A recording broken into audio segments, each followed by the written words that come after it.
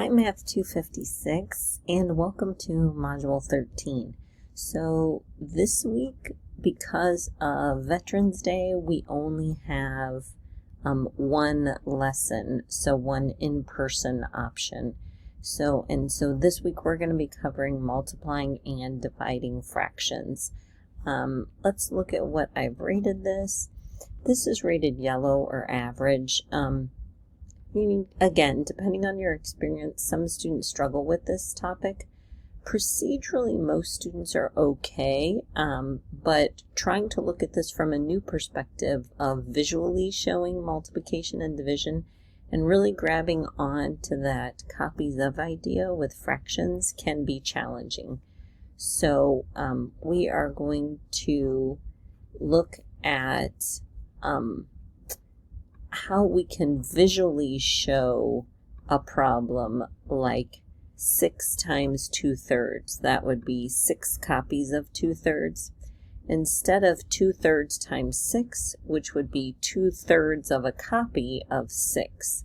So we look at these in 4th grade mainly, and this copies of idea is really strong in our state standards. So understand a fraction a over b as a multiple of 1 over b.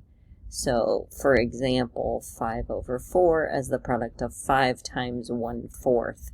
So this idea is really in all of your standards, so it's important that you understand it and you can explain it visually. Now, on a number line it can be challenging. So for example, 5 copies of 1/3. You're not used to thinking of multiplying fractions on a number line, but that's exactly what we're going to do. So we're also going to have you investigate some things like what happens if you swap the numerators, or what about the denominators? So that's important. And multiplying mixed numbers. Here's a common mistake that you make. You've been taught that you always have to make them improper fractions. It's not true. So uncovering this idea of how can I do it without making it an improper fraction is important as well. So visually multiplying with pattern blocks or rectangles, and then we're going to head into dividing, and we're going to look at a new manipulative called Cuisenaire rods. Notice we're still sticking with that copies of idea, so that's really important. So 2/3 divided by 1/9, we're really asking how many copies of 1/9 are in 2/3. So you got to make sure you reframe that and look at the connection between multiplication and division and see how they're the same and how they're different. Believe it or not, you can also do division with fractions by getting a common denominator.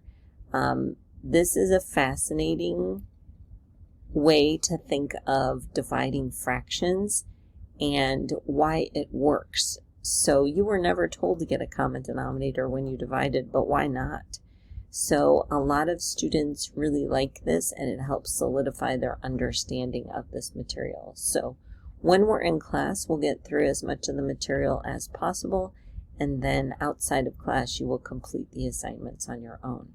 As always, don't forget to check Canvas for your due dates and try that exit ticket as well.